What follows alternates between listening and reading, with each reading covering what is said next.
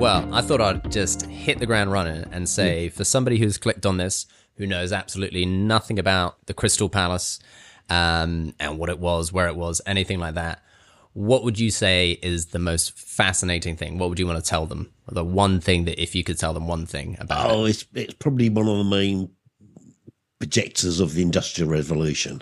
Without it, we probably wouldn't have had the Industrial Revolution. Really? Whoa. Yeah. Interesting. How come? What do you think? Because it really promoted, it took all that technology and it really focused it and promoted it. What I discovered the other day, which I'd never heard of, there's a threshing machine which was shown in there. Threshing? Threshing, so it threshed corn. Right, yes. Yeah. And in fact, that was probably the most important invention that came out of the Industrial Revolution. Really? Yeah, the threshing machine? You could suddenly feed millions of people. Before that, it was all done by hand. And I thought it was, the steam train, but you think, no, cutting food and feeding people. Right, and obviously Britain, with its empire at the time, this went widely distributed around. It was actually American. Well, there was competing ones, but it was shown at the original Crystal Palace. Shown in the 1851? One, but it's American. Well, there's a British one and an American one. The American one is what it's known for. So. And the American one outcompeted the British threshing machine. Yeah. Just because it was better. But I didn't know that the other day. I always thought, the steam engine is the driver, but actually... So many inventions that come out of that time. I think when I was doing some reading about it, I found it very interesting that in terms of the feel of a period, like technically the Victorian era is defined as like, it's 1931, 1937 to 1901. 1831. 1830. God, 1831, 1837 till 1901, because it's technically Queen Victoria's reign. Yes, yeah. But the feel of the Victorian age is more like, someone put it very well. They said, if the Victorian era starts in 1831, it announces itself to the world in 1851. Yes. At the Great Exhibition, and that's the sort of the beginning, the real burgeoning of that Victorian optimism. And funny enough, where we really get our steampunk out of, in a sense, that whole sense of retrofuturism that we have, it's kind of steampunk is the future imagined as if from the Victorian perspective, without computers, without electricity, without this sort of stuff. It's like, what would have happened if they thought that technology was just going to continue on out? But obviously, steampunk now has a few key differences, which is it has that hindsight and critical note to the development of technology, whereas you just have kind of so much more of the optimism at that time, which this kind of sense that technology equals improvement, equals progress. Progress will be the betterment of humanity, and all of this kind of coming to a fourth. And the life of the Crystal Palace itself kind of marks that period, because it goes from 1854 in Crystal Palace till 1936 when it burns down, and Winston Churchill being at that fire when it all burns down, saying, it marks the end of an era, that's the end of the feeling of that age of Victorian optimism, after the First World War, with the looming possibility of war coming, and that sense that, technology is inevitably better and improving and helping humanity has kind of died with the millions of people that have died in the World War, And so I think it's really interesting that it marks that. But I find it so interesting you say the threshing machine was the biggest. It's not what would come out of my mind as the biggest, you'd think the steam engine and the railways and all these other ones, but the threshing machine, is very at its base. Widely, globally, agriculturally, kind of there. I was hoping you were going to say something a bit more, a bit sexier. Sexier. I don't think people go, the threshing machine. I'm really glad I learned about the threshing machine today. But what about Logie Baird? That's the one I always associate with you. Logie Baird? Oh, yeah, really? Okay. I find that fascinating. That's the kind of alternative line of history that we could have gone down in some way. Version of it. Yes, steam television. Could you explain that one a bit? Because I still don't fully understand how that works. So, that's much later. So that's 1930s, I think he's around about. It's not steam TV. It's mechanical. The original TV was mechanical TV, which is like a record player with a whole lot of spiraling dots, and you spin that fast enough, and you can create a a line that goes across. The Yeah, TV works by scanning Yeah. a line. Yeah. So he originally came up with that, and then what overtook it is they could do it with a cathode ray tube electronically, because that was obviously much faster.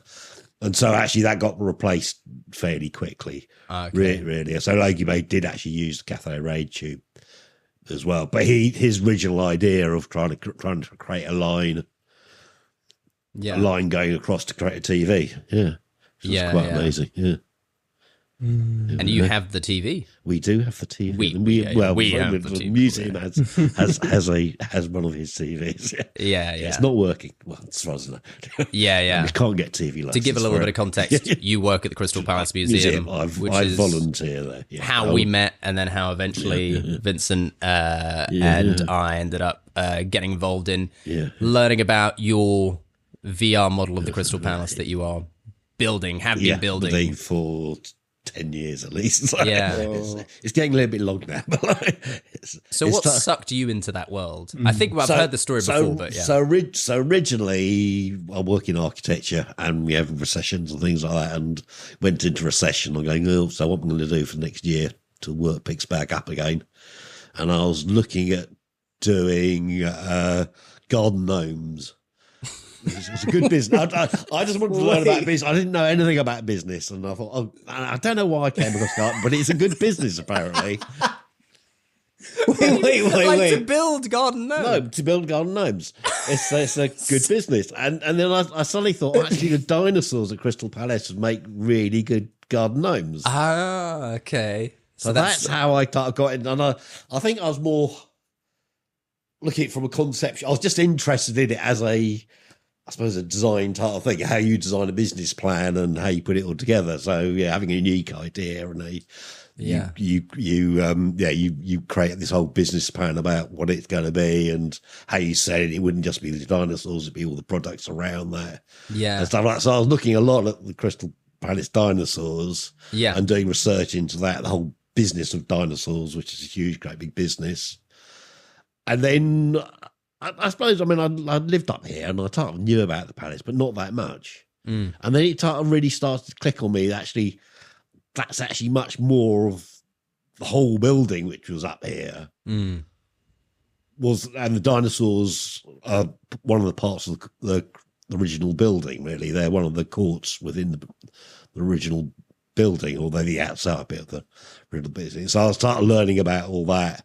And then there's the poster on one of the shops down the parade has this great big poster of the king and queen and stuff like that. And you're like, oh, they came up here as well. And I suppose I just saw it as a part beforehand. And you suddenly think, oh, there's a whole other thing that used to be up here in the park. So I started to get really interested in that. And with the dinosaurs, I was trying to work out how you create the original model. And so I was looking at 3D scanning and stuff like that. And that was just coming in at that time. So I was getting interested in that type of VR 3D thing. And at work I was really into SketchUp, which was free at the time, and I downloaded the site plan in 3D off that. And then I thought, actually, I'd really like to see where the original building was. So I found there was one of the High Park, which I took that, but there was nothing on the building up here. And so I thought, actually, see if I can map that up here. And then I found the museum. So I went along to the museum. I saw Ken Kiss, who's the guy who originally set up the museum, was in there. Yeah. And he was quite interested. And so, and then he sent me down to the high level station, which is a bit where they've just recently reopened. And I just went down there and I hadn't seen that before. And I thought, that's sort of amazing. You got like a little private tour of it then? They were doing an opening, and because he said go down there, as I opening up, I happened to be the first person in the queue. There you go. So I got to see around that, which is quite cool. Yeah. And then I just got into, okay, let's model that. And then I had to work out, because all the plans went in the fire when the building burned down. There aren't any technical drawings of the actual building. Yeah. There is a type of an overall plan, but there's none of all the detailed jointing and stuff like that. So a lot of it was working it out. So I worked with Ken trying to develop developed that from what he knew, and just looking at photographs and modelling it out through SketchUp to try to work out how the building went, and then suddenly realising the whole thing I had to scale wrong originally, and then had to rescale it. And that's just been going on for quite a long time to start working it out. And then there's hundreds of photos. There's one that I photographed buildings, actually. So you can look at it, but it changes a lot because something got burnt down. And, you know, about 5 years after it opened, and then it gets reorganised several times. So you have to look at the photos quite closely, really. Yeah. And then just marry them up. And then I ended up doing a video of that. A SketchUp video of that. So, of the model that you'd done. Oh, the model I did. And then I took that to the museum, and actually I think I probably started volunteering at the museum about the same time. So I used to show that off at the museum, which was quite interesting. Yeah. Do you want to see that? So the model preceded you actually being part of the museum? Yes. Yeah. I mean, probably roughly the same time, but that's how I suddenly got interested in the museum, and then I suddenly thought, well, actually, I'm becoming a bit of an expert on this stuff. Yeah, just from doing it, you start to learn a bit about it. I mean, I'm still the guys at the museum know a lot more than me. Yeah, but it's I come in from a graphics background, but you just architecture. Architecture. Yeah. You pick up and learn a lot, I must admit. But in terms of it being such an important building, is this the only model? Because you would think... No, there's other people who've done models. There's actually quite a few other architects who've done models. Mine is the best. Well, the thing is, I have the museum to go and Patrick, who's curator at the museum, he comes and checks it over, and there's an interesting thing, which I suppose I learned, is that they're really interested in making things accurate, where there's this sort of like the showy side of it, and there's the accuracy side of it when you come to history. And so it's quite good that they start keeping me on straight and narrow and make sure it's pretty accurate. Yeah. Yes, that's the thing. So would you say this is the most accurate 3D model that exists? Yeah, I would say. The museum, of the palace. I mean, that's pretty... Prior to the first fires. Yeah, I've kept it all at 1854 when it was originally up here, so I'm always stuck with that one. I can create other ones off it if I want to, and you've had that going from for the last 10 years? Yeah, or I've redone it quite a few times, because once I got the main frame, I did it at quite a basic level. Then I upped the detail, and then much later on, I did there's two towers done by Brunel, and I did an exercise with Ken again, doing a detail worked up of that, like closely detailed. And actually, I suddenly realised how a lot of all the jointing went on the main building, and so then I took a lot of that knowledge and moved it back and redid the whole building again. In more detail, really. Well, just to have a quick look, what is I think maybe the video that best kind of exhibits the VR model? Because obviously we've had the pleasure of experiencing it in actual VR, which is something that I wish everybody had access to. We'll get to that later, because I hope someday everyone can have access immensely to that. Lucky, by the way. I say this to people whenever I talk about the Crystal Palace. I mention you, and I mention the model. And then I mentioned how we were so lucky to see it in VR on a good system. And I'll never forget standing in front of it and looking up. It's so big. It's so crazy to stand there. So it's something that, it's so difficult to map, because even when you stand there in the park itself and you try point to people and go, okay, look at that angle, and that's probably the top of it. But considering where we are, it's actually that transept's all the way over there and your periphery on that side. That transept's all the way over there and your periphery on one side. You can't even see it all at once if you're at the level of where it's at. You're that's how vast it is. And so it's really hard for you to kind of map that out in your head. And so getting to, as we had the pleasure to do, stand there and go, whoa, oh my God, this is insane, is something special. But I know that we can't, it takes a lot to run the actul VR on your computer. So there's a couple videos that I think you have that capture it pretty well. Yeah. I can see what I can... So this is the original The original one, which I did for the museum, which is an animation from the SketchUp. Wow. Yeah. Well, I always try and tell people as well. So it was meant to rival Versailles, right? The palace. Yes. So the original idea was Paxton's idea was to have all these fountains to, be better than Versailles, which it was, I suppose. Yeah. Where it's also sent it bust in the end. So it costs rather a lot to run. So. Do you remember, because this is what we were talking about, how high the fountains shot up into the air? 250 foot. Which is in meters? No, foot. 250 foot. In meters. In meters. Don't know. Look it up. Get it on the internet. We can look it up. 250. You plugged out the Alexa, didn't you? You're going to ask Alexa. Oh, no. I wasn't going to. No. Maybe it's something like 80 meters, 90 meters, something like that. Something like that. Yeah. 250. Something is it 3 foot meter? I'm a dumb. I was going to look it up. Yeah, and Big Ben is 76. 76. Okay. Yeah, that's not. Yeah. And Big Ben is what, 100 meters? I think Big Ben's. No, it's got to be Big Ben's got to be bigger than that. I think. Okay, maybe. No, you're right. Yeah. Yeah. Yeah. But So, anyway. so the fountains. Yes, I didn't know about the fountains. It's Yes. I started to get into, actually, one of the interesting things was, to get into, there are all these fountains. Oh, there in it the is. park. Yeah. So Oh, that's wow. Look, big. you've got it and to that's scale, that shooting is out. actually to scale. Well, it's probably a lot narrower, and it probably only went up for about 5 minutes to that side, but that is the right height. Wow. So it's big, and there's two of them. So there's two huge gravity basins. And they did actually have Big Ben sitting in the middle of those photo. That is. Wow. Yeah. The transmitter's not there, obviously. That's in 1954. So. That is incredible.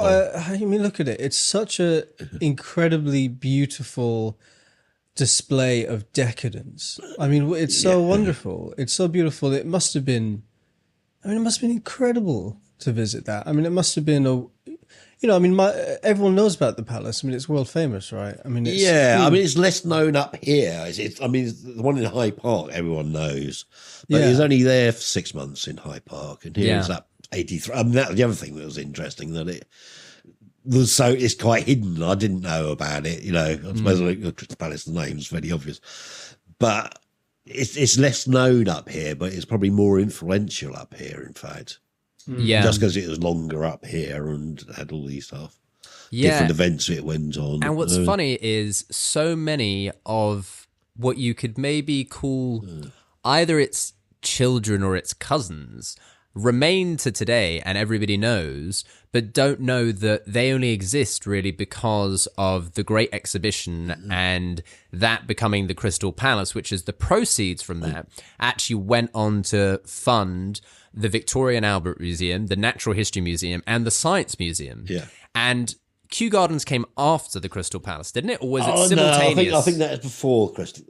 Kew Gardens. Well, then I guess so. The structures in Kew Gardens are afterwards. Then the huge glass houses.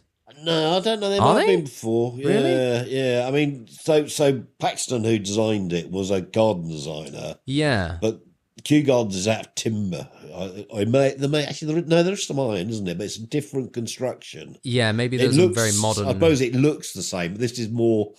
This is a system build. He purely designed it as a part of a system. Yeah, exactly. So they called it one of the first gridded buildings. So, but I suppose the first what? Gridded building. Right. So it's actually designed on a grid, like all modern buildings now designed on grids. But if you look at old Victorian, they're all over the place. Yeah. And the funny term that I saw was it was the first like IKEA flat pack building. Yes. Essentially. Yeah. Before that, nobody thought that monuments could be built so quickly and for a specific purpose. Like they would, they get built over a much longer period of time. They're out of stone. They stay there, for a very long period of time. But the idea of being able to build something that is, I think it's like 19 acres, right? It takes up that space. And they built it at the Crystal Palace site, where it's even bigger than the Great Exhibition, in 9 months, wasn't it? Yeah, 9 months. 9 months. And to be able to erect that so that it's, all visible, all prefabricated, able to replicate the glass, even though the glass does wave and sort of change throughout it in a very fascinating way. And that's where, I'm hoping as an architect, you can kind of illuminate a little bit more as that being the beginning of what would maybe be considered modern architecture. Yeah, I mean, it's definitely the first modern building. Yeah, because it's a system. Well, I suppose it's metal or iron construction. It's also, I think, it's probably the first recycled building because it was actually designed to be a temporary building and be recycled. So things like the fencing around the outside of the building actually end up being the floorboards. You think they just start thought like that. Oh, I see. So you think, they didn't waste anything really. Right. And the whole point of doing it out of iron and glass is you can melt them down and reuse them. Which is like, that's quite, the way they thought about things back then. You think, that makes a lot of sense. And it's only because it was so successful that it was, it really ended up coming up here and surviving. Yeah.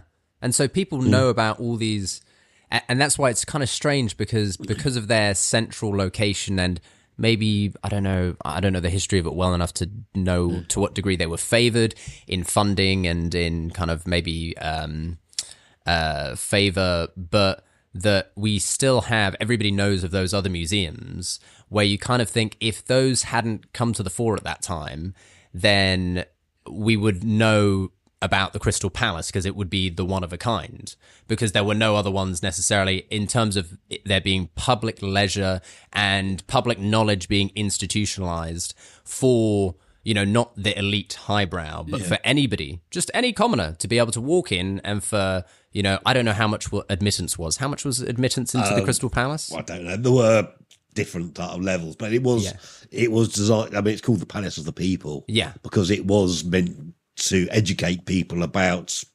nature and everything. That's originally when it came up here. It was much more about education, entertainment, and education. It is here. So I don't know if it's the first museum, but no, it's Sloane Sloane Museum really. Well, there's quite a few different ways you can do it, but it's Sir John Sloane, the collector, and he set up the idea of the museum really comes from him. Yeah, and when was that? That was. John Sloane. I think that's. I think that'd be 1810. I'm going to get this where my history is not good. No. Neither. I did not know. There's the internet. Yeah, people can look it up. Yeah. Look it up. But it's one of those ones that's designed for the public, and it's not this elite highbrow institution where anyone can just kind of come and see and take part in all these different kind of activities and across different periods. We haven't even actually got into all the courts. Yeah, no, I mean, so the original one at Hyde Park is first when they went round to all the local villages and got them to build stuff for the Great Exhibition.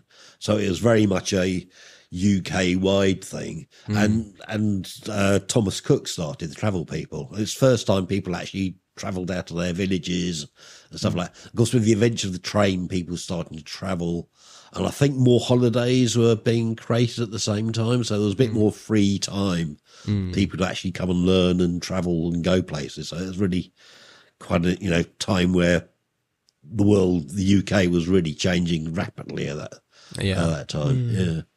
So was the Crystal Palace, and the sort of exhibitions, I mean, the park in general, I suppose, was it meant, because I often think about it as a sort of display of wealth and prosperity of the empire at that time. I mean, is that accurate? Yeah, I mean, it was very much to promote the UK, and especially at Hyde Park, it was there to promote UK's industry, but it was partly to catch up with France, because France was producing much better artists and stuff like that, and they actually won the competition as such. But Prince Albert was very much keen on promoting the UK and getting them into design and creating stuff, and that's one of the reasons he did it, to generate, I think. And the other thing that comes out of it is a lot to do with business, because before this, basically everyone used to just plunder different countries, and then when the Great Exhibition started, it was all about doing international trade.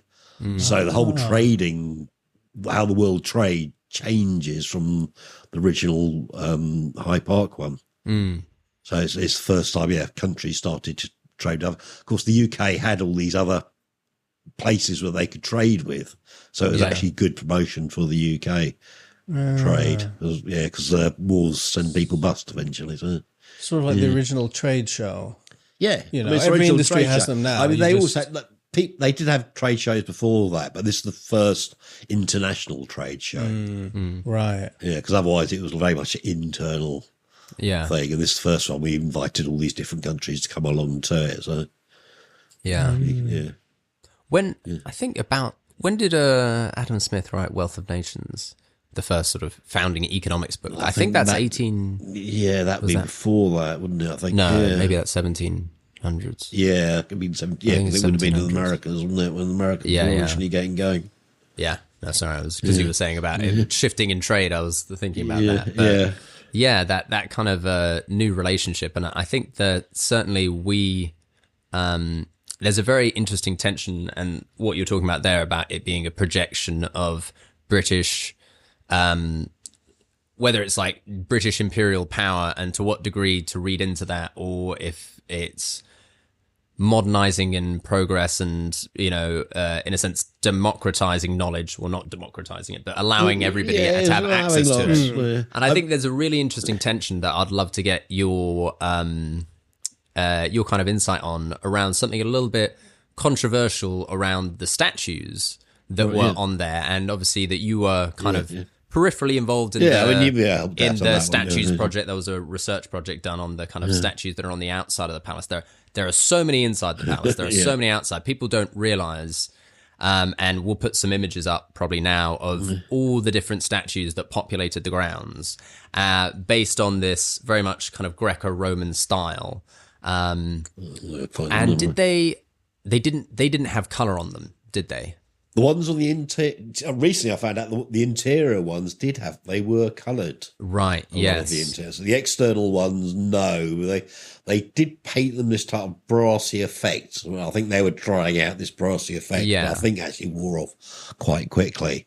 But what's interesting about the external ones is that there are statues that are meant to kind of represent many of the different nations and peoples of the world, placed on the exterior, looking out on the palace, kind of looking out from the palace at from the site eastwards over the rest of the grounds. And it's I wanted to do a very interesting kind of experiment because what's the name? The name of the researcher, Professor Katie. Susan. Sue headed up the research project, but the professor that came to speak, her name was. She's written some chapters on it on the book, or maybe even a book on different aspects of the history of the Crystal Palace, and she came and gave a talk, and I feel terrible that I've now forgotten her name. I have to look it up. I know this is. We'll put it in as a little subtext thing here. No, I've got all the statues ones in here. Are you trying to find some of the different statues? Because I did, I mean, and so they did have these. I remember that I had another one somewhere. I have so many images I can never find anything. It gives quite a few. So they had all these. There's 83, I think, that was around. Yeah, but they a lot of them represented different areas. Yeah. So you get Germany, Russia, India, but they're more representation of places. Yes, exactly. Yeah. And I think that is something that is actually like, it's incredibly novel to have that idea of this sort of collections of nations and people together in that way. I think at that time it wasn't novel, but it is to us now that the statues represent things. They're more symbols than they're actually than trying to be real people. But I mean novel in terms of the collection of them in that context. Do you see what I mean? Like, as in different parts because of the world. Inside, you have all the courts, and to give a little bit of context, there are all these different courts that represent, that are showing art and kind of history from different civilizations. So there was the Mesopotamian court, you get the Egyptian court, Byzantium, medieval, Byzantian, all this. And they're stunning. They're amazing. So much so that so many artists of the time come there to get inspiration for their paintings that they're going to be doing, where they don't actually go there. What was the name of the artist who did one? And it's quite a famous painting, and it's based something of Mesopotamia, and it's something I can't remember it. But they went to the Mesopotamian court, and from that based their painting. They didn't go all the way. I mean, that was actually one of the things. It was promoting different parts, because people had no idea that there's different parts of the world. Yeah. So a lot of it was about showing, actually the world is a big place, and it's different in different times and different places. So many people who, this is pre-internet. Everybody, there's no. I can go look up what ancient Egypt looks like.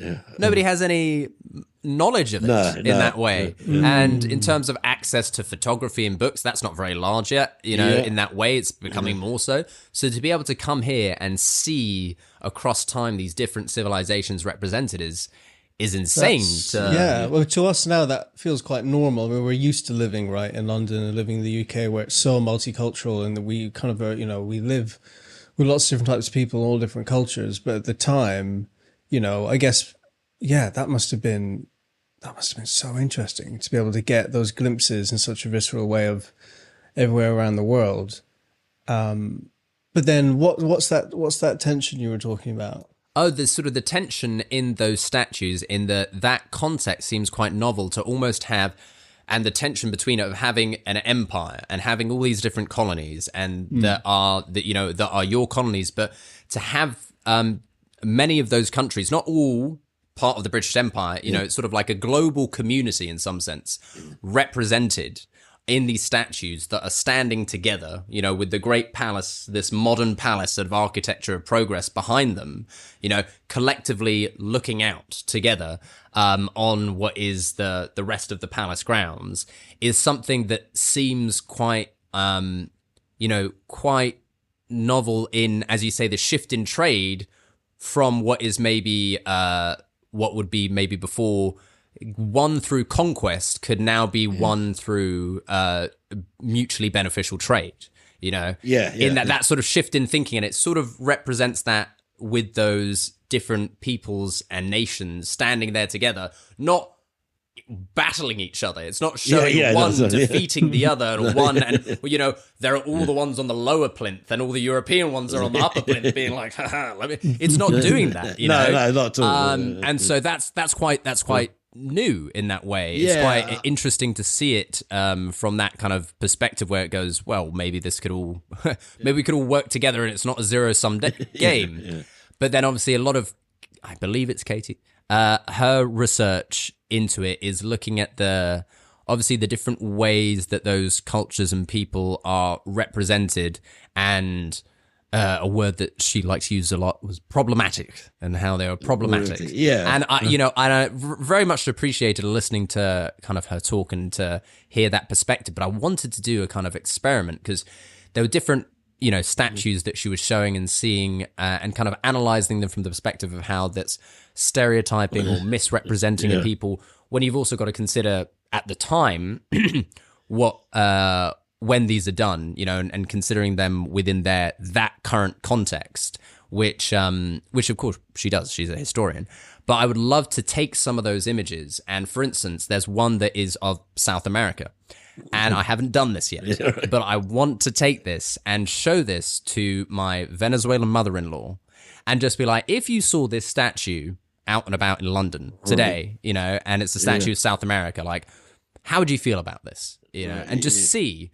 Because, but obviously you have to do this with a large sample size, and you have to do and it's very interesting, but to understand to what degree do we project our sense of, problematizing things into the past, when people from those cultures don't necessarily have that same problem with it, I was thinking about the other day, is like we talk about, is this a problem that they were colonies and stuff like that? But I think at the time, if you think about it, in fact, hierarchy was more of a problem. The rich, the poor, the class, class society was probably the thing which actually was a much bigger problem. Yes, and we don't really talk about that now, because we're we're much similar, I suppose, in class-wise. But, and to understand how elitist this was, people talk about slavery as if it's a phenomena of a nation on another nation, which is fair enough to an extent. But at the time, I believe that there were, when slavery existed, not within Britain, but Britain being part of it as an international sort of system, there were only 3,000 people in Britain who owned slaves. More the slave thing is probably more the Irish. In fact, they're all the navvies who built all these and built all the railways. They were very much more the UK slaves, I would have thought, at that time. They're not really slaves, but they're definitely lower class and seen as... Well, they're treated as not humans to a certain extent. So that is probably the side we still don't talk about that side of it really. So. Actually, funny enough, a slight tangent. I have binge watched Bridgerton, the latest season, part of it's a kind of ridiculous show set in the early 1800s. You know, about this upper class family and the various kids having their romantic story and falling in love. And the later season really kind of brought that to the fore, where one of the characters falls in love and they're from nobility with a maid. And it's so interesting to see that what seems like an insurmountable obstacle of that is impossible. Like an upper class person could never marry a maid. Like it's just impossible that could be a real match that would be respected, that they could have children, that any of that sort of stuff. So as you say that, it kind of came to mind where I go, oh yeah, that's definitely the much bigger tension, which is why I find something like this so fascinating, because this is like, for the working class, the first time that leisure is really introduced almost as a right that they have. Yes. You know, there's no, we take for granted the fact that there are like parks and fountains and things you can walk around and museums and all this sort of stuff that you can do as a person. Like there are these leisure activities. That's not the case. You know, so much of that is restricted to the elite. And then suddenly here, there's this place that opens up and anybody can come. Anybody's allowed to come here and wander these gardens with fountains that rival Versailles, that sadly eventually cost them, you know, and wander in and see all this architectural history from thousands of years of civilizations. And and I mean, there are so many different attractions. I think now's the fun part to go into the entertainment, because they also had these insane firework displays. Yeah. Where, now, I've linked these up in my mind. They exist separately, but they also have parachute jumping, where it was somebody who was doing a parachute jump and they were landing in the park. It was one of the first parachute jumps that was done. I wish I could remember. I think this was Oh, you know what? We'd have to look this one up. I can't remember it. In my head, I've kind of combined them all, and I'm imagining a firework display, and this person comes down on a parachute and lands in the park, and everyone's like, you're not thinking of the parachute fireworks. Like they had fireworks. They're quite different fireworks. They don't have like I think flying ones like darts and airplanes, and they were quite. That's really cool. Things. Well, I think actually they did the first aeronautical show up here, which was balloons before airplanes. Yes. And so, yes, it could have well been the first parachutes, could have well been up here, because they did a lot of the first type balloon flights were up here. Yeah. So it may well come from there. Yeah. Which apparently the Wright brothers may have been, one of the Wright brothers may have come to the aeronautical. Could have done, because I mean, one of the guys who did a lot of the development of the aeroplane. I'm trying to think of the machine in the middle now. So there's a big funfair machine in the middle, but it's actually the flying machine. Yeah. But it was recently developed to develop airplane wings, and all that type of the profile of the wing came out of that.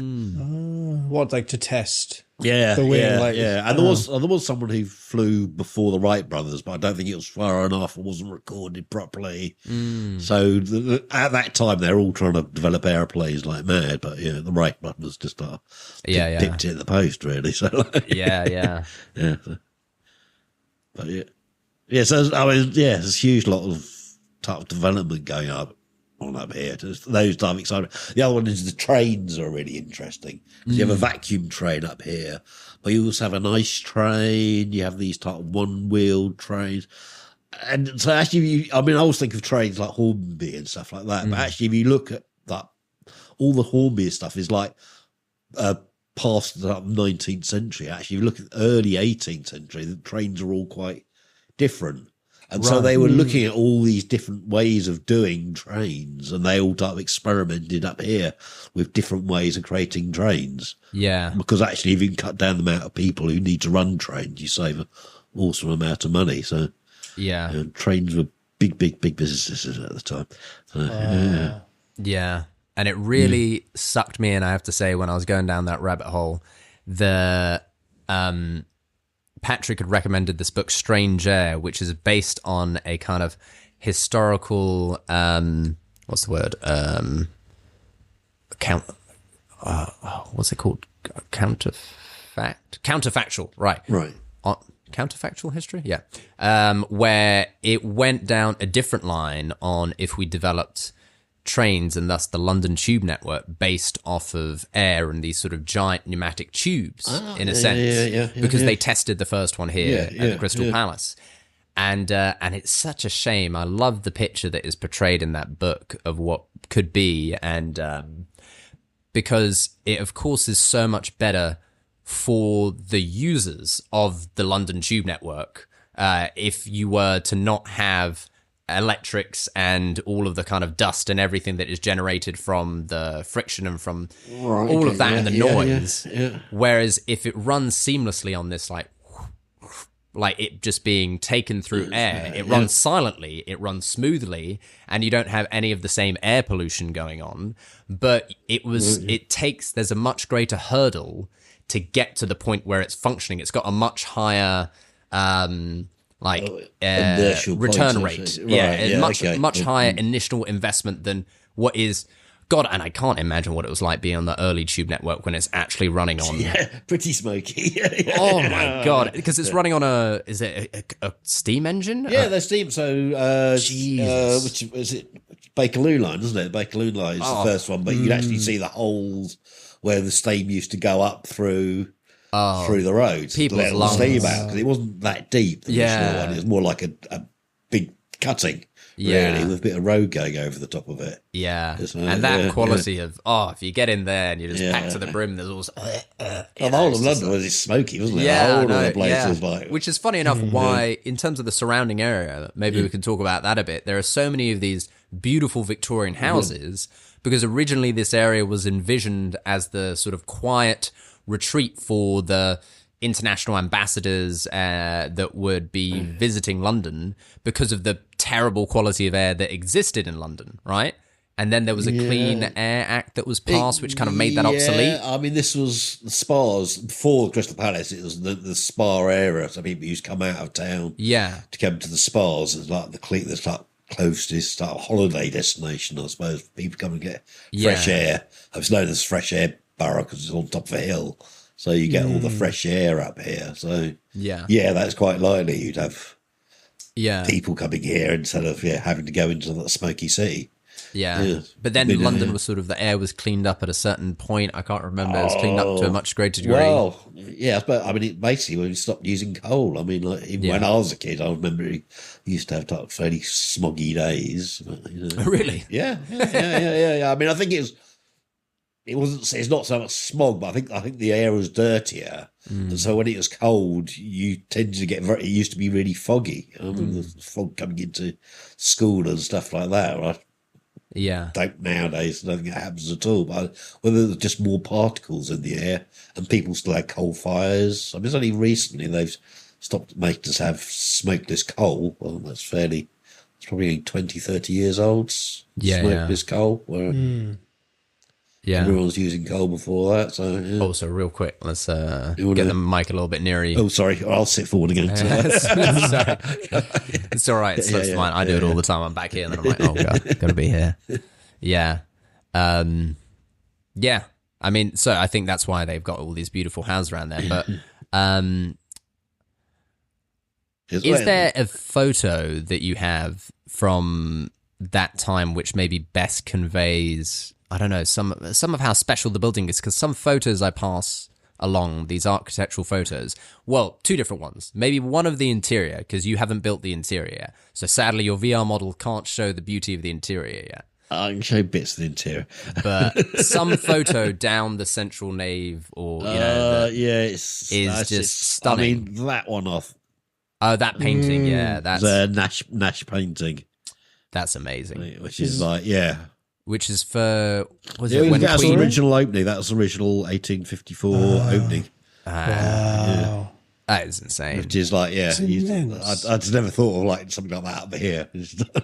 It's crazy. And it had the largest organ in the British Isles at that point. Yeah, it would have been, Which played it when the fire burnt down. It was playing this disturbing melancholic tune. Really? All of the air, the hot air was getting pushed through it. Oh my god. So it was just making this weird cacophony. That needs to be in a film. That's such an iconic, that'd be actually a good one to add. Because they said they could see the flames, or they could see the redness of the sky from Brighton. Apparently. It was a massive fire. Top of the hill. It's you can see it from a long way, so it'd be a big fire. Yeah. Whoa, I mean that's dying organ sounds going on. What does that even sound like? That is insane.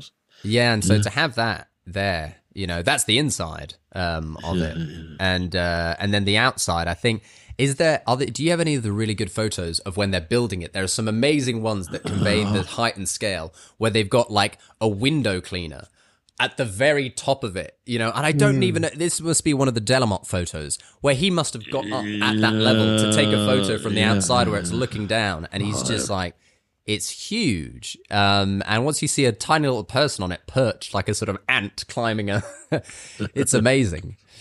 Yeah, I can't even remember how many panes of glass there are, but that is a window cleaning job and a half. I think that'd take them a long time to clean the window.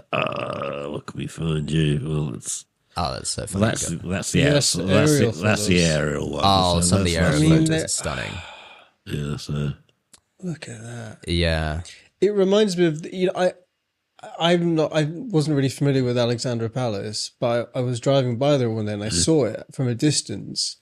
And I just sort of went, oh my god, this reminds me so much of the Crystal Palace.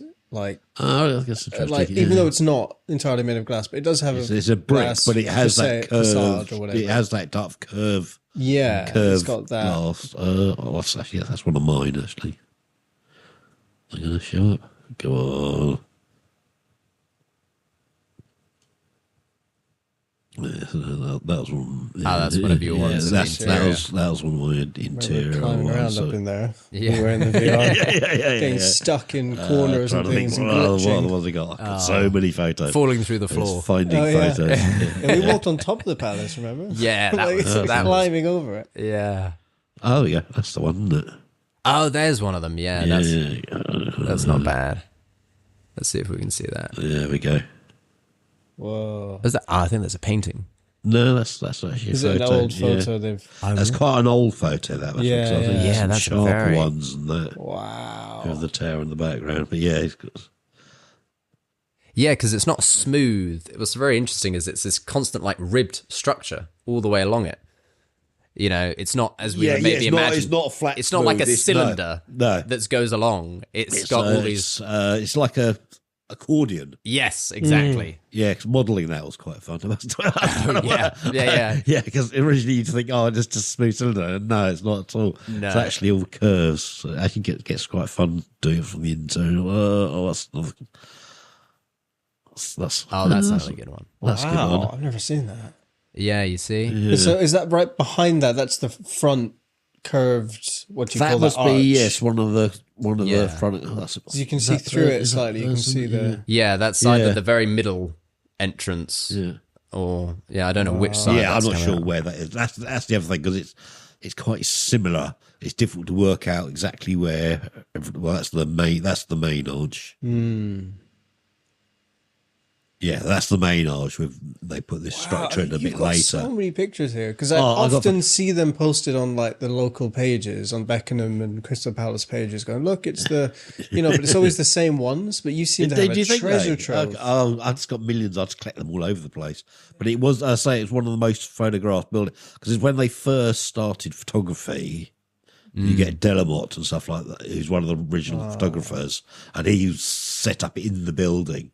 And so they ended up taking a lot of photographs. I suppose it was, where to take photographs of. It's a good location. It's the first building that's ever been made like that. Of course, you're going to just be in love with it as a photographer going, oh my God, this is... Yeah, I have thousands. And I was just thinking I need to reorganise, setting up some way of organising all my photos. I think Patrick has the same issue. He has millions of photos. Yeah. And I need to set up a way of all, because whenever on websites, Facebook and stuff, people occasionally bring up new ones. But they're really useful for when I was modelling. I was just looking at, this is just one folder. I've got loads of folders. There's half my new stuff in there.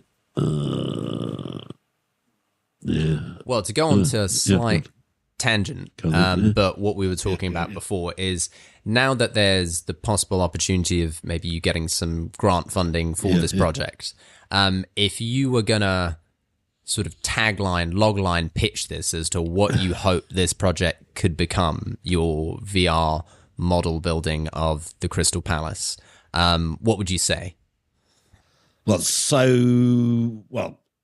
So I've done a lot of the external stuff, showing the fountains and stuff like that, and that's normally what I show at the museum is that. But what I really want to do is work on the interior and all the different courtyards within the interior. So I think it's difficult for people to imagine what's actually it's like on the inside. Well, it's quite difficult to imagine what's like on the outside. I'm imagining what it's like on the inside. This is a good imagination. Floor plan. Yeah, so this is actually what I've been working on is doing up just as a graphic.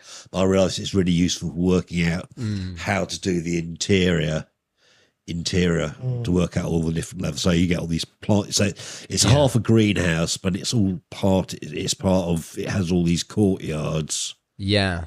To read out but a few, we've got the Syrian Roman court, Alhambra court, Egyptian court, Greek court, Abu Simbel, the two big which characters. had the two giant statues. You have this giant sequoia. The giant sequoia is amazing. Yeah. It's such a shame that, we lost that because that was in the side that burnt down. Yeah, that's the side that burnt down. Because they'd taken the sequoia, cut it up, and put it back together inside it so that you can get almost the first, what is maybe, 40, 50 meters of this sequoia, which is only like half its actual height. But to just have the base of it there and see, wow, this is the giants. These are the giants of the world. Yeah. Stunning. I guess they only just come across these in America. So then we get all these different courtyards. Modeling this is like a lot more. I mean, I do SketchUp modeling, so I'm fine with boxes and stuff like that. But trying to model up Greek courts, actually, this is a more modern one, actually.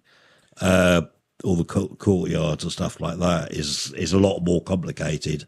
What would you do if you're going to... Because in my head, I jumped to if you 3D scanned similar models, how would you... Yeah, I mean, originally I was going to...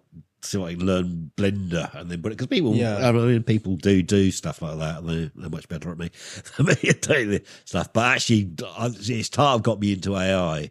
Yes, because I suddenly realised what I'm looking at doing is I can create elevations from the photographs. You can create 2D elevations, and then I can model from those 2D elevations. So I'm trying to get a whole lot of photos together to be able to then map them around. I've seen that. I've seen like them make AI generated video games and stuff now, and 3D things, and it must be. Well, that's the other way is to feed it in from photographs and get it to. I mean, the problem with a lot of this, you get AI sloppers. You say, I mean, I've seen there's quite a lot of stuff done, and you go, yeah, that's not actually right, and that's wrong, and I can't. No, of course. Like, I want to have this. You'd have to do it, and then go over it again. With a fine-tooth comb, but could you get a very basic, like, it's given me a rough space? Yeah. That surely would be a huge help. No, I think, in fact, I probably could model just literally pasting some of these on. If I get into 2D, you can paste them on in 2D, and then when it run it through AI, it'll actually give it a 3D look, which I think is probably the way of doing it. You almost mean like a texture that then you would put on top of a model. Yeah, so you are still going to build the structure of the model. So this one here, that is produced by AI from. Really? I was trying to find the original sketch of that. And is that a model? No, that's a photo. That's a photo produced by AI. Okay. Because I was going to say, so it's isolated. So I'm just trying to find you the original. Working. So from this sketch, it's actually gone on produce that. Now I did manage to get this into produce 2D elevations. What you really want is the 2D elevations, and then you paste them onto a square block, and then you can model from that. Then you can model the depth, and then how detail you want to go into these. If you actually want to model every little bit and pieces, probably not, but even AI will pull. I mean, I've some of the 3D, some of the VR stuff I tried doing from 360 photos. You can actually put through AI, and it'll actually add a lot more detail to them, which is quite interesting. Yeah, which is I'm just trying to work that one out, and if I'd actually use that. And then there's a thing called 3D splats. Have you heard of those? Gaussian splat. Yeah, which is that looks crazy. I saw a thing about it. Which could be really, because one of the big problems with VR is having to use a really powerful machine to show people, especially if you want people to walk within it. Yeah, and hopefully that you can actually maybe able to do similar to how I'm doing to here, but turning it into 3D models. And not super heavy. Yeah, so that might work. But so basically, I started to work up this plan, which is partly in 3D. That's why you get all the shadows and stuff like that. And I've just and then I just started locating things and trying to work out where all the positions are. Yeah. So hopefully that's getting reasonably accurate. To take a little step back, because I feel like you have such a fine eye for detail and you're so in the project, then in some sense you kind of undersell, I think, what is the revolutionary edge of this technology and the possibility of this. Because in a similar way as to how the Crystal Palace itself was this public accessing of information for everyone, and the history of the world, and to some degree to anybody who could come. I think that what these models and discussions that we've had represent is what I would hope is at a complete new way of people to be able to engage with history of the world in a visceral way. Now, to paint the picture that we've painted before, is imagine if you can click onto, you have a VR headset, it's either publicly available somewhere, you have your own private one, you click in and you have a library of models of different places, significant historical places, whether it's the Crystal Palace or the pyramids of Egypt, or even the gardens of Versailles, or whatever this is. And so within this context, it's something that they could click into your model, arrive there, and access it from so many different angles where, for instance, on one level, you could put a slider showing how it evolved over time. You see the fire destroy one of the wings, how gradually the gardens change. There's a football pitch as the, FA Cup final is held there for the first time, all these sort of things as it evolves over time. And then having these significant characters there as almost tour guides, not tour guides in a very obvious way, but as in, we've had this. It's fusing with what we take for granted in video games, but being able to be used in an immersive educational experience. Even more so than what a museum can do. Like, I think this is the next edge of what museums are always trying to do, because they take these objects out of their context, then they put them in a glass box, and then they put a piece of text next to it that is trying to get you to imagine the place that they took it from. Rather than just putting you in that place. Right? That was the original idea of these courtyards, or these or the courts, is to...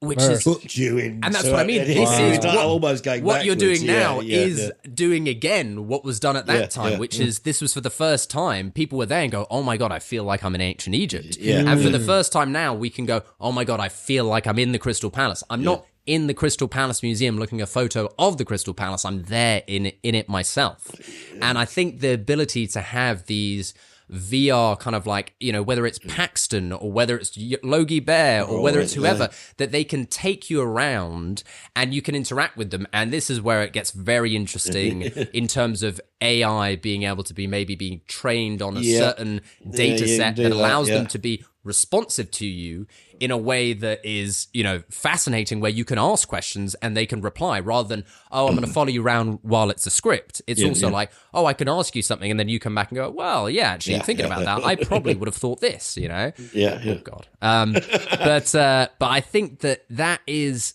I really just hope, because you've talked about people who are trying to do this in other parts of the world with other museums. I can't remember. I mean, there's some big ones in London where you spend 20 quid. I mean, I did an Egyptian one. We walked around for an hour in the VR, and it was amazing. You just get in. You just start getting into being in that space. And they're there in the front of you, and you've got your friends with you, and they might be type of a blurry type of like thing it's next almost, to you. Like, you want to almost pair this with the commercial aspect to it really well, because I mean, have you done any of these experiences like the War of the Worlds one that they do in London?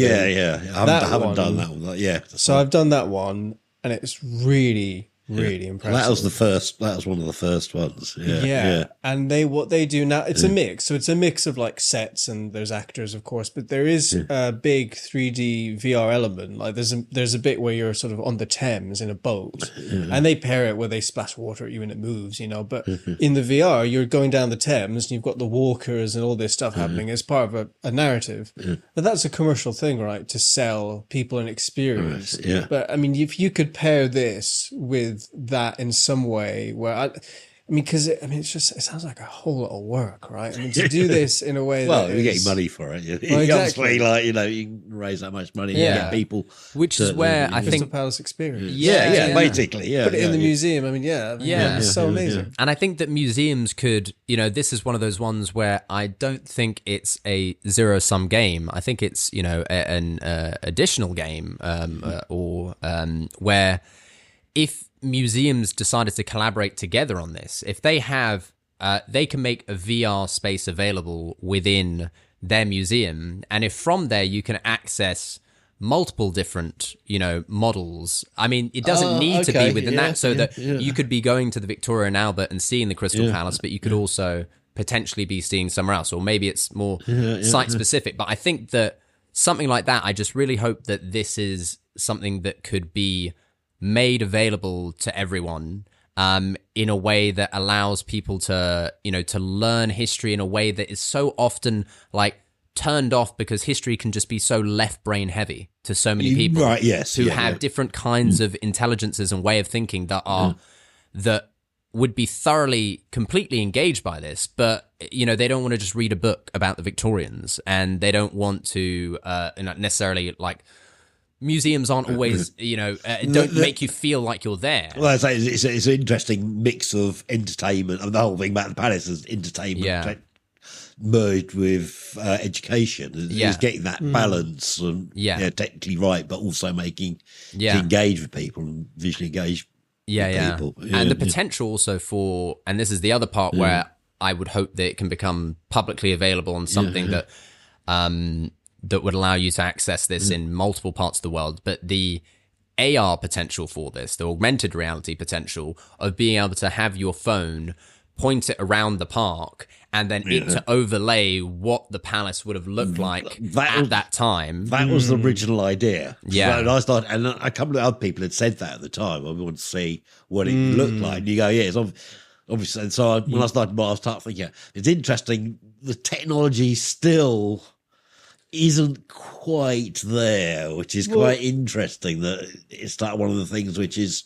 on the cusp being able to do. It depends about the level of. You must be able to do it, because I've got a star app where you can see the constellations and you can move it around. Yeah, but it's actually being able to locate it in the dead position, the actual position it is. I think at the moment they tend to move around a bit.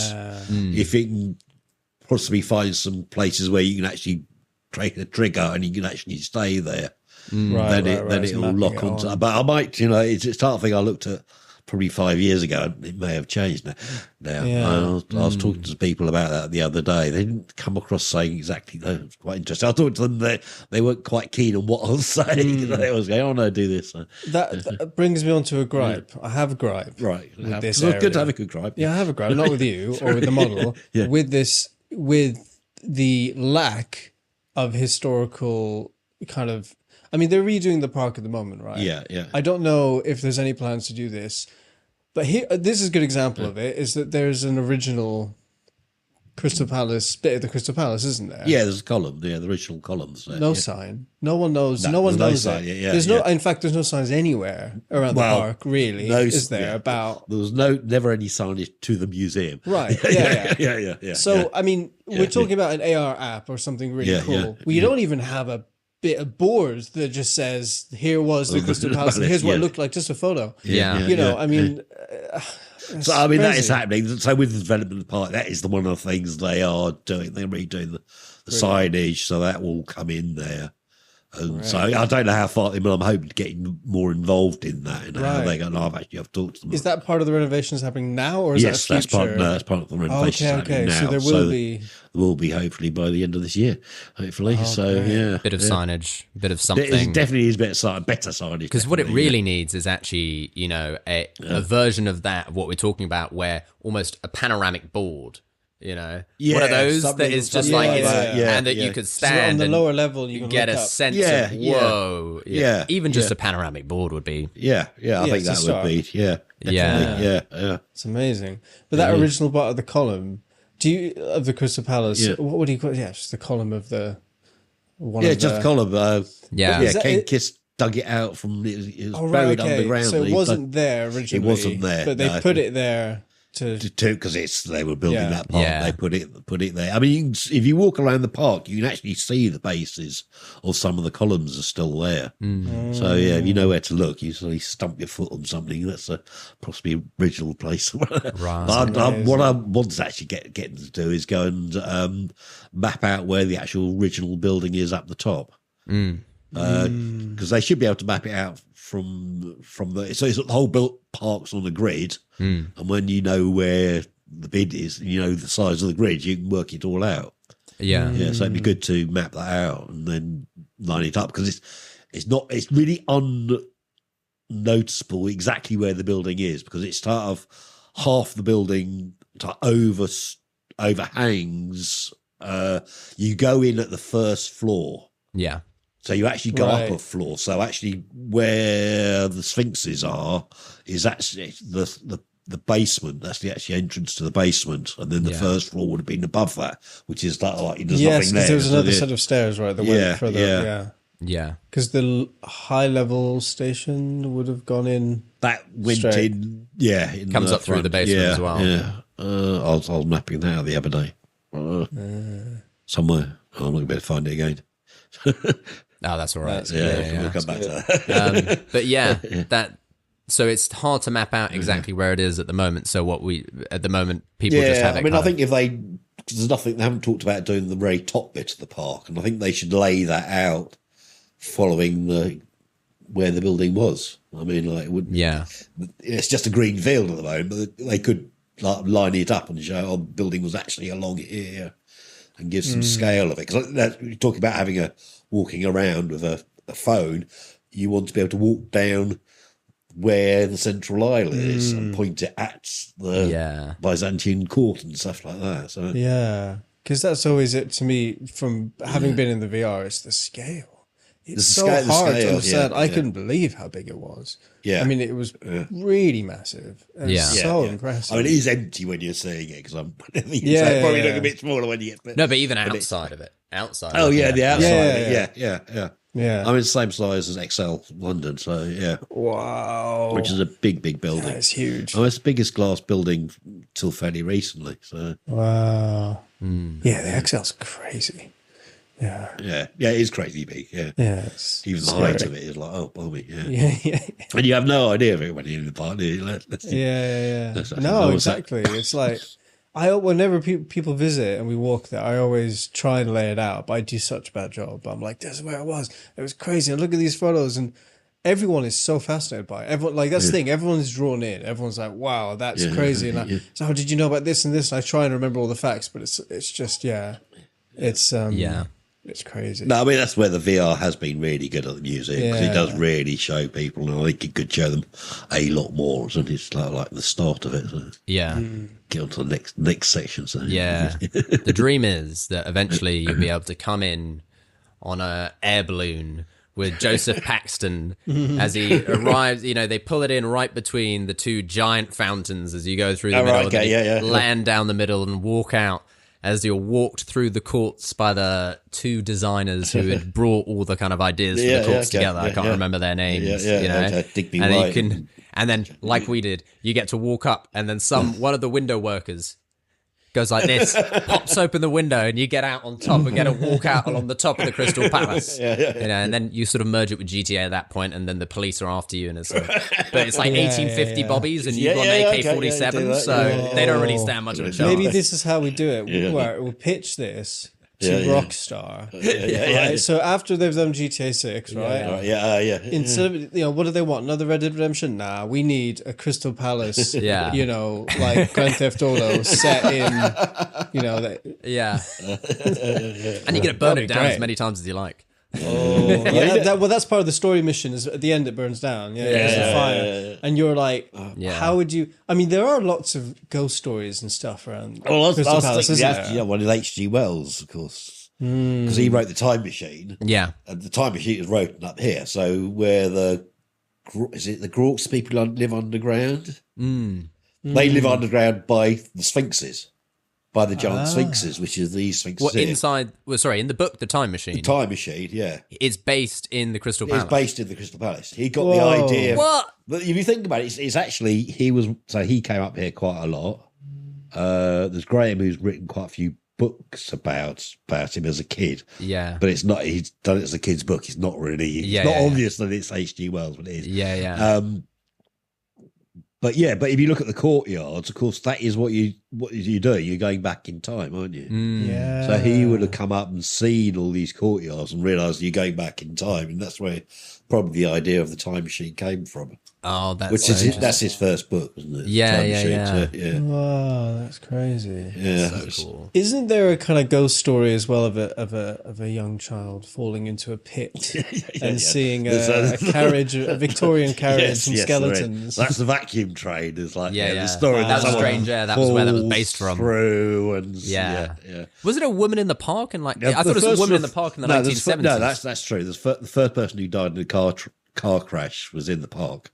Oh. Whoa. Yeah. So it's actually quite. If horses bolt, you used to put your umbrella up at them to stop me going for it. That's what she did to the car. She stood there trying to. She put out her umbrella to try and slow down the car. Of course, cars don't work like horses. Wait, when was this? This must have been 1855, 6, something like that. Whoa, okay, right. So it was an impulse of just what she was used to at the time. Yeah. She'd never seen a car before. Whoa. Oh my God, that's tragic, but kind of funny, not going to lie. A long time ago. Wow. But that is quite funny. Sorry, the image of it is very funny. I mean, it's tragic, but yes. But I mean, and there's a few other things. I know this isn't related to the palace necessarily, but it's a spooky area because there's a few other things. What's the other one? There's this is Sydenham Tunnel, isn't it? Where there's some ghost a story. whole lot of kids apparently did vanish. I'm not sure if that's true or not. We read the story about it was one of the website. It's like Haunted London or something. There's a story of these kids who go into the tunnel. Obviously, it's been decommissioned, and they go into this hole, and it says something. We wanted to it'd be interesting to go there and see because it says, I think, above this hole, it says "Don't enter" or something. What does it say? That's the one at the Sydenham one. I think there's something like to hell. Yeah, that's it. It's a portal to hell. That in the story, that's what happens. Oh, right. And they go in, and one child disappears, but then they reunite later, and apparently that child was never the same again, and it didn't speak or something, something like that. And we've had a background mission planned for many a time, a hypothetical mission. Yeah, we never do it. To go over and just verify, not go in, just verify if the writing is on the wall. If that writing's on the wall. If the writing's on the wall. You need to go and talk to Patrick. He'll get you in there. Yeah. He has secret. No, he won't. No. He would never do that. What? He would never do that. No. Yeah, because there are two different ones. I know the one that you're talking about that Patrick knows about. On the other side, which is the one that connects out and comes out where the high level one is. But then there's the other one that is actually in what is like Dulwich Woods. Yeah, Dulwich Woods. You know that one? Yeah, no, we did that one. Yeah. The other day. Yeah. Oh, okay. Well, then, we'll have that. We'll have a talk with Patrick, who, by the way, is to be museum curator. Curator, not creator. Well, curator. Hopefully, we don't know. Hopefully, fingers crossed. Cool. He deserves to be. He's been obsessed by the whole history of it for a very long time. He knows his stuff, and he's great. Yeah, he definitely knows his stuff. Yeah. And then there's one other one, which is the statues. Right, which is the head. What's that statue of the headless lady? Yeah. Is that Aphrodite? No. Psyche. Psyche is really interesting. Which is Psyche abandoned. So she's a Greek myth. Yeah. So she gets abandoned in the myth. Of course, she gets abandoned in Crystal Palace. Yeah. Loses her head and so the story is a young child was playing football and using her as a goalpost, and then he put his hand on her shoulder and experienced hell apparently, and horror, and then was again never the same afterwards as it goes. Book on all that. There's loads of them. Yeah. There are lots. I'm making them up. I was making up the space lasers from Logie Bear. There are some interesting ones. But it seems to me though that there's a theme around the Crystal Palace and this area, not just as a interesting list of facts, but when you sort of think about all these things, all these stories and folklore and there's an energy. It's a bit woo-woo, but there's just an energy around here, and I feel, I don't know, I feel even just living here, being on a hill, and there's this kind of magnetism. But also from all these stories and all through time, it seems there's always been stuff here. I don't know about the palace and how far back you go, but from the palace onwards, it seems like there's just this spirit of invention and creativity and ghost stories and all these, and things happening here. It's just, to me, it's about community. Up here is very much about community. I came from Brixton. When I first moved up here, I was at the top floor of a top flat. When I used to get up in the morning, everything was downhill, which is great. But because it's on 5 boroughs all meet up here. Yeah. It doesn't get very well looked after by any of the councils. But the local people really have done a lot to really help this area. Yeah. So there's about 4 or 5 people who do stuff in the local community. And I think it's just really got it together. Like we've got the film festival coming up. And that, and that is like the first independent film festival in London that came from. A lot of the music festival, I didn't know that started up here. You get festivals in London, but they actually started up here. So. Yeah, another thing I learned recently, it was the first ever cat show was in the Crystal Palace. Yeah, which is also crazy. There's lots of first. Got first motorcycling, first balloon, or aeronautical. That's what I mean. It's so much stuff. It's crazy. Yeah, there's lots of firsts up here. Trains. I was trying to list them the other day. Yeah. But you're right. I love that you brought it to community because it, in London that is very scarce. It's quite a lonely, can be quite a lonely city. Yeah. But it does feel like a village. Kind of. You're part of because you're on the top of a hill. You're part of slightly isolated. You're not. Yeah, exactly, and just the high street being a triangle as well, which is quite unique. And I don't know, it feels like there's a center. A lot of places don't feel like there's a center to it in a way because it's on a hill. Yeah, I don't know. It's just something. Yeah. Something about it. It's. Yeah, I feel very lucky. Well, I didn't know about this area at all. We just came here for a viewing randomly and then walked around the park. And I remember walking around the park, and with each step, we just became more and more enamored. And we thought, I hope we get the flat because this area is great. And then, and convinced you to move here. And then another friend moved here. And then we met you. We met loads of people here. And it's a great place. Yeah, it makes me kind of feel a bit proud. Like I want this to succeed and people to know. We did actually also have the simultaneous getting here and then being like, don't tell anybody about this place. Well, don't want it to get big. It keeps getting voted best place to live in London, doesn't it? I think it does, yeah. It's sort of twinned with Muswell Hill, isn't it? So we've got to stop that happening. Too many people. Too many people trying to come here. Yeah. But at the same time, it needs investment, right? It needs. I mean, it's great that the trust have taken over the park, and that there's big work being done. I mean, every time I walk by there, I'm like, this is great. I mean, it looks they're doing a lot. The Italian terraces are coming back to life, and it's really cool. I think it'll make a lot of difference. Yeah. There's always been a little bit left out, and they've just done like the minimum. And now they really putting a lot of energy into it. Because it seemed like the park was originally part of, was it Bromley Council? Bromley Council for such a long time, and none of the money that the park made went back to the park. It went to the council. And then the council gets to choose how much money to spend on it. And they don't have any money. Whereas the trust now, I don't fully understand it. Maybe you can explain it a little bit more. But obviously they own and run the park, but they're run by, seems like, people from the community that are interested in serving the park's interests. I mean, they're independent trust, so and a lot of the volunteers who are now being paid, quite a few people being paid. They used to be volunteers, now they're actually paid employees, which is quite good. So that's great. It's getting people involved. Is the museum going to be part of the trust? It's just been taken over. Oh, right. It has just been taken over. Yeah, it's exclusive. Share your thoughts on a little bit. We were talking about earlier. It's been taken. So it was an independent museum, and the guys who run it, and King Kiss, who set the museum up originally, he died a couple of weeks ago, actually. Oh, really? There's a bit sad. He's 90. Sorry about that. But so I suppose it is a good time for them to be taking it over. And then we had a fire, so in the basement, didn't destroy anything, but created a little smoke damage. So we've been closed for 9 months or whatever. And so it seemed quite a good time that the trust come in and take it over. It's going to help with some grants and stuff like that. It should bring more money into the museum, and it'll help the park, and it'll help the museum. So I think, and hopefully there's going to be a cafe or something next to the museum, so that'll help with footfall and stuff like that. Oh, whereabouts? I think it's going to be, where they keep all the, where it's fenced off next to us. I think they're going to open that. Where the base of the water tower is? No, the other side. Where all the compost and stuff like that was.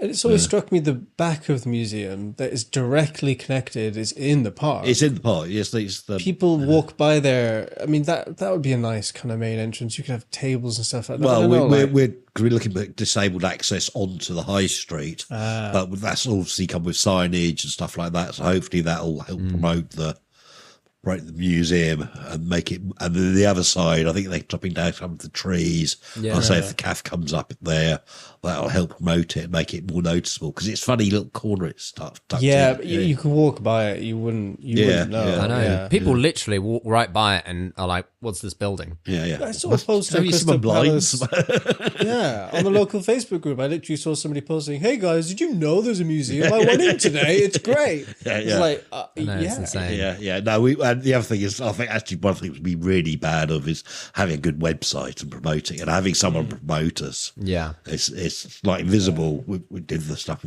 with the statues. Yeah, they're really good at being on Facebook and Instagram and going out. And you need somebody who's quite committed to doing that. Really, and that's what. I mean, it's a big job.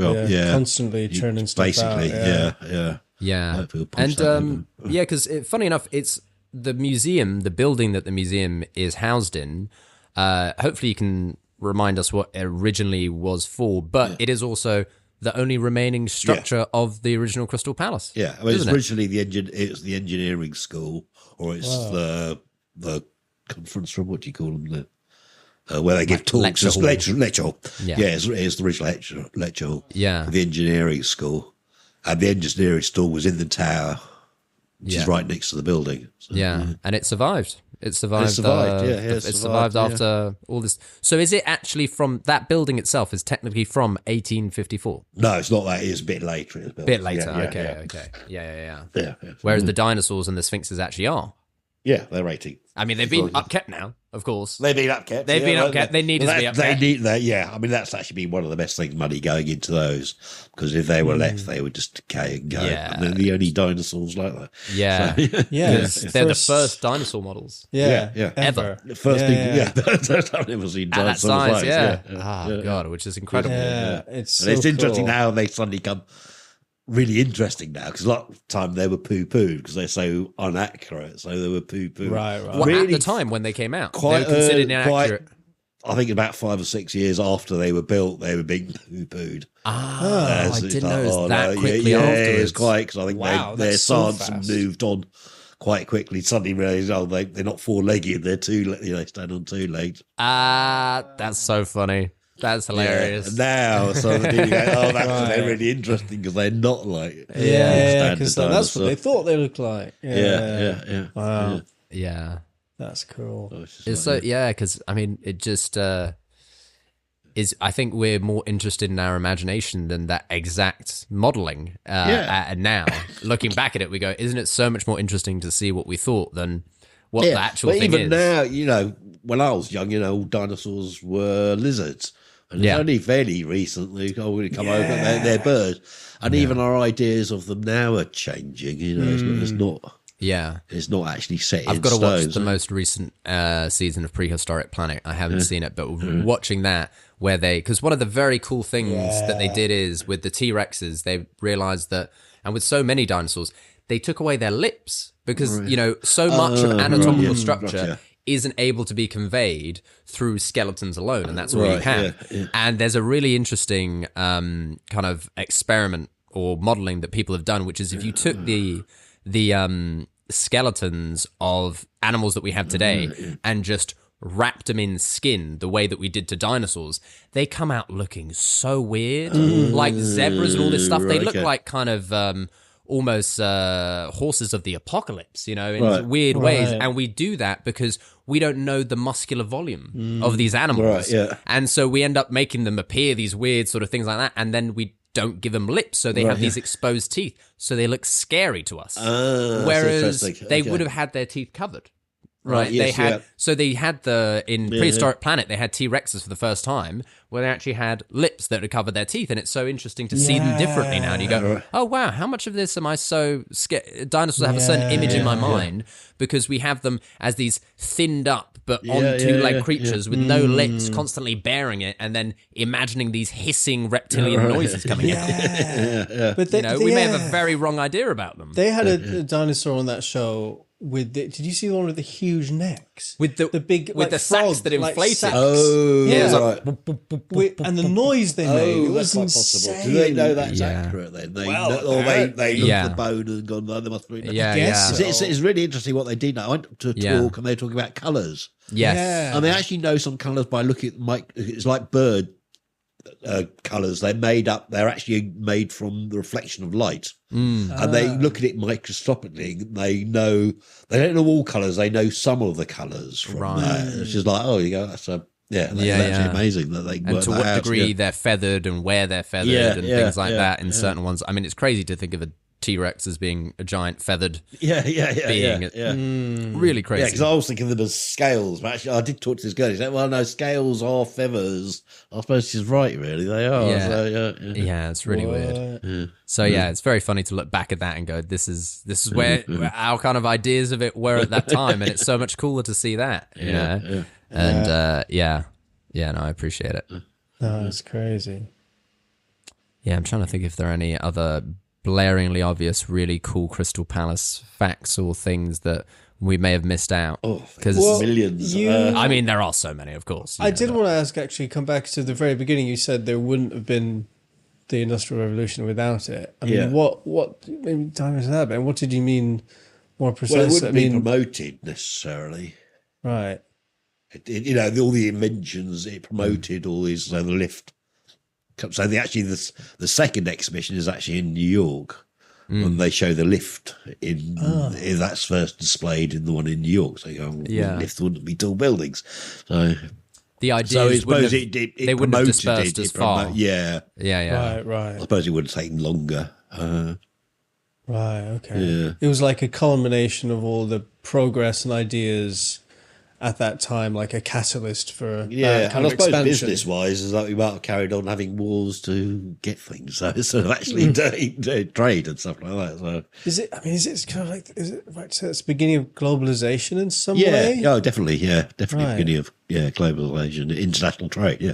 So that's where the globalists begin. Yeah. But it was partly that's what it was designed. It was designed based on how to make money by trade. That was part of Albert's idea. Is instead of having wars, we would do industrial trade. It made a lot of sense for the UK. So at that time, right, and I suppose the UK was, the empire was specifically well placed for that in terms of because that's why London is one of the most multicultural places in the entire world, or the UK is in general, because of that empire that sort of, controversially or not, but it brought people together.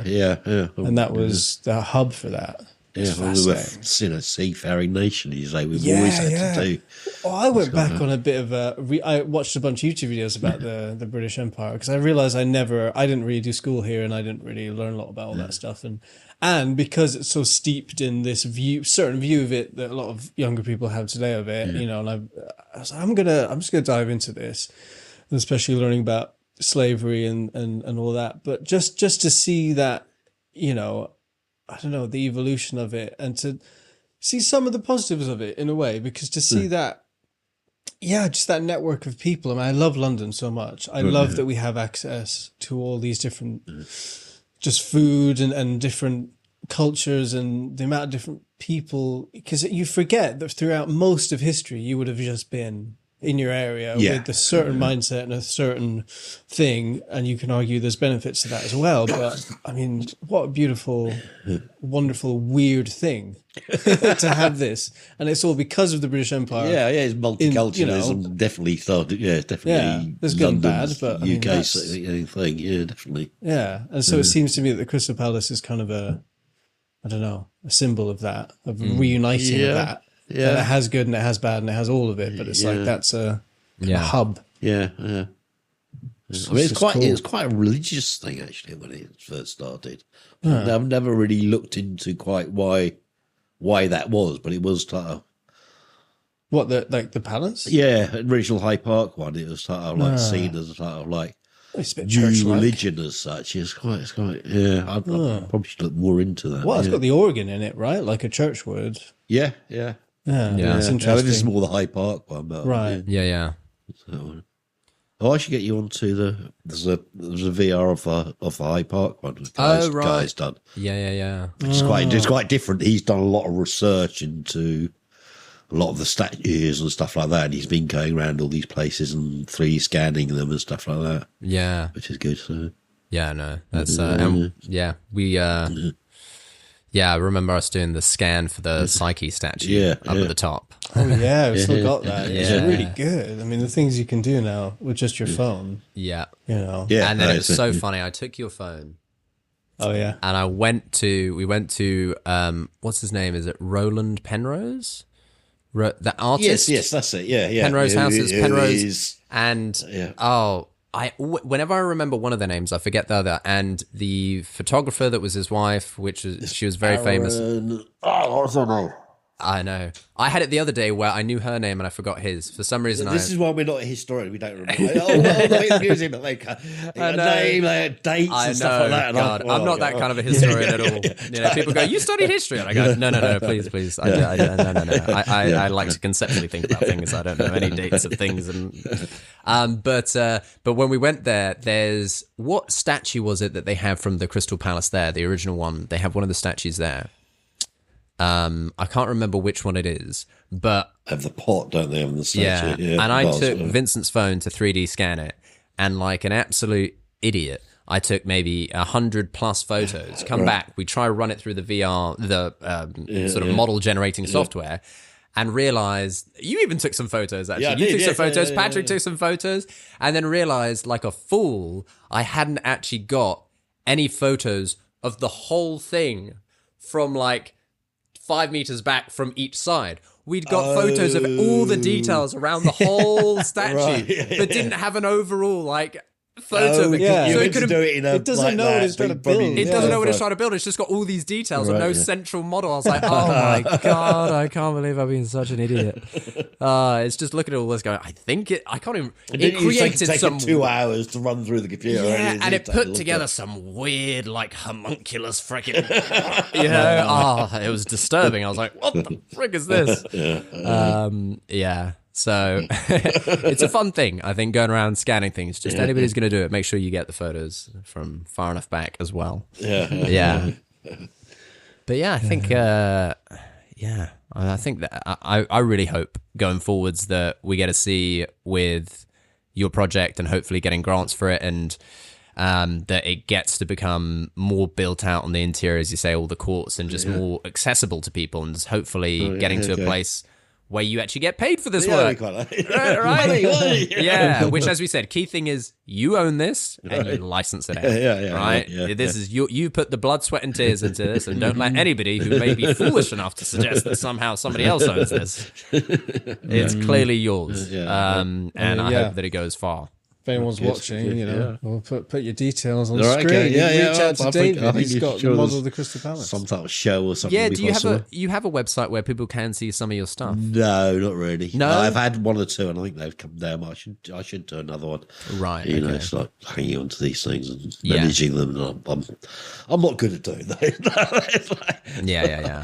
It's like funny. You mean good at some bits of technology, and other bits you start like, I just don't want to keep doing. Yeah, it's like always being on Instagram or something like that. Some people are really good at that. Well, have you got an Instagram or something where if people were interested, do you do any of that? No. I occasionally go on Facebook. But it's local. I occasionally put things up on there. Yeah, and you're right. I should probably have a website. I did have one, but I think I noticed the other day it wasn't working. And I was thinking, I should set up another one of my portfolio and stuff like that. Well, if anybody wants to find you, they have to go on Facebook and look up David Cardew. Yeah, I'll have to see if I can do something before you put the pod out. Or just when the museum opens, I'll give you a link. Go to the museum and people can meet you. I'll give you a link to my VR. Yes. Because it is free. So the basic one of it. So, yeah. It's just got a really odd name. It's just like dot, and I can't change that. Well, thank you so much. Okay. I think I appreciate us being able to share some of this with everybody else because we feel very privileged to have got to experience it, and I'm hoping more people get to experience it. Okay, cool. Yeah.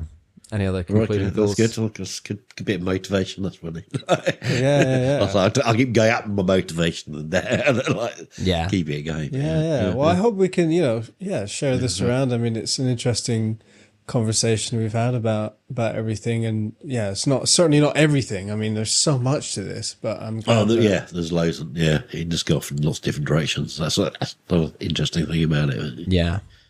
Which is why we need people like you to build this and the museum and everything. Thanks for talking to us. Cool. Nice. I think we're done. Thanks for that. Cool. That's a wrap.